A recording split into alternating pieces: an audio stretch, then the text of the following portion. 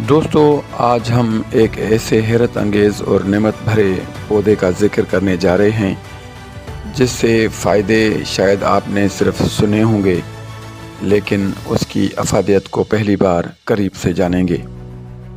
ذرا نظر دوڑائیں، آپ دیکھ رہے ہیں پپیتے کے کئی سو درختوں کی کھڑی قطاریں۔ ماشاءاللہ یہ ہزاروں پودے ہیں جن پر بھرپور پھل لگا ہوا ہے۔ مجھے معلوم ہے دنیا میں ایسے ہزاروں لوگ ہوں گے جو اس پودے کو یا اس کے کھیتی کو پہلی بار دیکھ رہے ہوں گے۔ آج ہم اسی پپیتے کے فائدے اور افادیت کے بارے میں جانیں گے۔ یاد رکھیں، پپیتا صرف ایک لذیذ پھل نہیں ہے، یہ انسانی صحت کے کئی پوشیدہ امراض کو جڑ سے ختم کرنے کی صلاحیت بھی رکھتا ہے۔ اسے آپ عام فروٹ کی طرح ڈائریکٹ کھا بھی سکتے ہیں۔ یہ وٹامن سی، وٹامن اے اور فائبر سے بھرپور ہوتا ہے جو نظام ہاضمہ ڈائجسٹ سسٹم کو بھی بہتر بناتا ہے۔ جوس اور ملک شیک اس کے مختلف جوس دودھ کے ساتھ ملا کر بنائے جاتے ہیں۔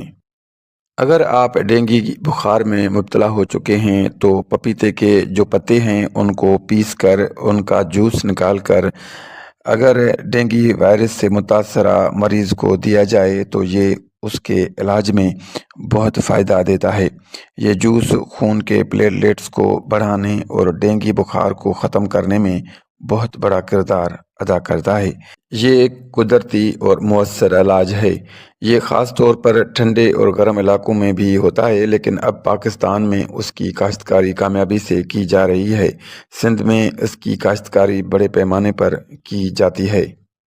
اس کا طریقہ کار بہت دلچسپ ہے۔ پہلے اس کے بیج کو چھوٹی سی کیاریوں میں بویا جاتا ہے۔ جب پودا نکل آتا ہے اور تقریباً 1 ماہ کا ہو تو اسے ٹرانسفر کر کے بڑے کھیتوں میں شفٹ کر کے وہاں یہ پودے پھر پروان چڑھتے ہیں جو ابھی آپ سامنے دیکھ رہے ہیں۔ یہ پپیتا کسانوں کے لیے بھی ایک اچھا ذریعہ آمدن ہے اور ہماری صحت کے لیے بھی ایک نعمت ہے۔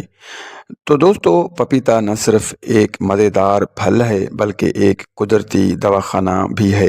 اپنی خوراک میں اس صحت مند پھل کو ضرور شامل کریں، خاص کر جب آپ کو پیٹ یا ہاضمے کے مسائل ہوں۔